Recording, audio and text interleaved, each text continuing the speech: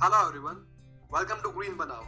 I am Anurag Joshi and today we will discuss about energy efficiency in buildings. But before starting my discussion, I'd like to thank you for your constant support of the Green Banao team. Similar to site and water sections, this energy efficiency section also have some prerequisites which we call as mandatory requirements and some credits. The very first requirement of energy efficiency section is regarding ozone depleting substances. It says that we have to encourage use of eco-friendly refrigerants, and by the term eco-friendly refrigerants it means the refrigerant which does not contain CFC or the chlorofluorocarbons.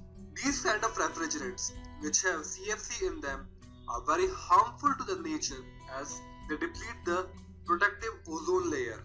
So, to comply with this mandatory requirement, we have to use those refrigerants which are CFC free and halon free fire suppression systems. Now, we come to the second mandatory requirement, which is minimum energy efficiency. The whole sole intent of this mandatory requirement is to optimize the use of energy in the building. Now, in the air-conditioned buildings, we have two different ways to comply with this mandatory requirement. One is the performance-based approach, which includes energy simulation, and second one is the prescriptive approach, in which IGBC has given some guidelines and they are told about the specific U values of wall, roof, glass, the LPD or the lighting power density of the spaces, and COP or the coefficient of performance of HVAC systems. In the performance-based approach, which includes energy modeling or the energy simulation, you have to construct an energy model of your proposed building and you have to design a baseline case or a baseline building with reference to ASHRAE standard 90.1 2010 or the ECBC. Okay, and you have to compare the consumption of proposed case with respect to the base case. The energy savings you got in the prescriptive approach, the project should meet the prescriptive measure of ECBC guidelines or the ASHRAE standard 90.1 2010. For the case of non-air conditioned buildings, IGBC, the Indian Green Building Council, has given some values in their annexure second.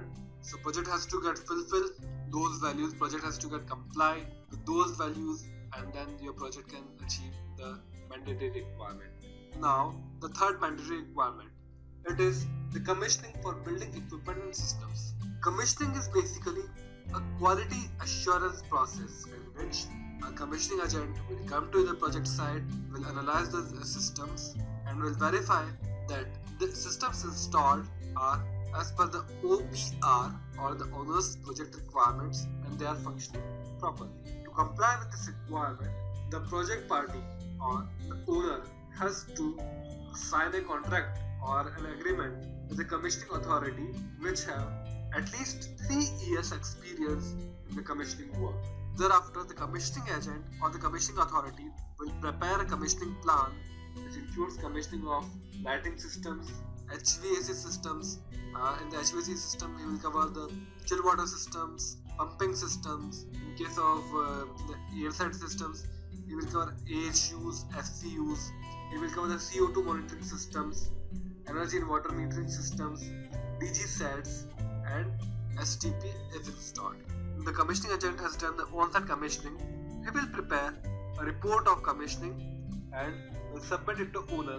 He will also submit an measurement and verification plan for the yearly reporting and the post-occupancy survey to verify that the occupants residing in the project campus or residing in the building are having proper lighting levels, proper thermal comfort, proper noise levels, etc.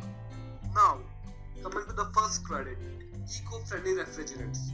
As I said in the first mandatory requirement, this is also related with the use of CFC-free refrigerants, chlorofluorocarbon-free refrigerants, and more importantly, this has given specific pressure on the two terms GWP and ODP. GWP stands for Global Warming Potential and ODP stands for Ozone Depleting Potential. It's a formula that the life cycle global warming potential plus life cycle ozone depletion potential into 10 raised to power 5 should be less or equal to 30. If it's less or equal to 30, you will get 1 point. Now, the EE credit 2 or the enhanced energy efficiency. This credit is also related with the energy modeling. The better your building's energy performance in the energy modeling results, the more points you receive in this credit. The maximum points you can achieve is 15 points, which includes 34% energy savings for the owner-occupied buildings, 32% for the tenant-occupied buildings, and 32% savings for the major renovations in the buildings. For 34%, 32% and 32% respectively, you will get 15 points. Now what about non-air conditioned buildings? For non-air conditioned buildings, IGBC has given values which we call as reference values in the annexure 3rd. Now the third credit, on-site renewable energy. This credit focuses on the installation of on-site renewable energy, and for the documentation of this point, this is closely related with the annual energy consumption of your building. For the owner-occupied buildings, you have to demonstrate that the on-site renewable energy generation has been there for at least 1% of the total annual energy consumption. The next credit in the IGBC says about off-site renewable energy. This is the credit 4.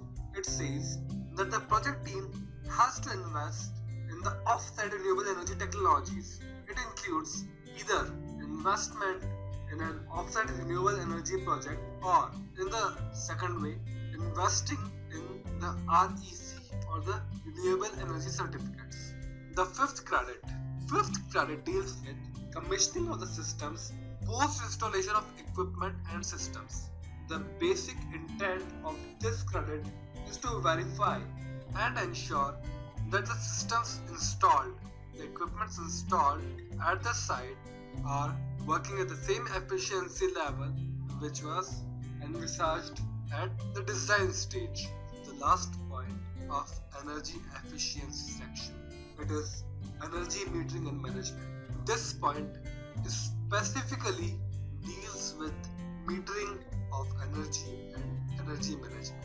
From the very basic, this credit aims at the very specific points, and the point is for the improvement of things should be measured first. So, to measure the energy consumption, the project has to install energy meters, and to comply with this credit, the project has to demonstrate sub-metering in at least 5 of the following energy end uses. The first one is the lighting. This lighting includes interior as well as common area lighting. Second one, exterior lighting.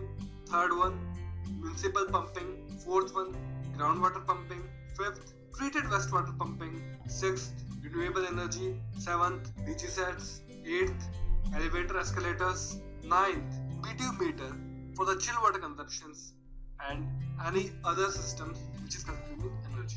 Now, to earn one more point in this energy efficiency section, project can go for BMS or the building management systems, and monitor and control AC or the air conditioning, lighting, renewable energy, elevator, fresh air, and CO2 or the carbon dioxide. This was all about the energy efficiency in buildings. Thanks for watching this video. We'll keep you posted in the next video series.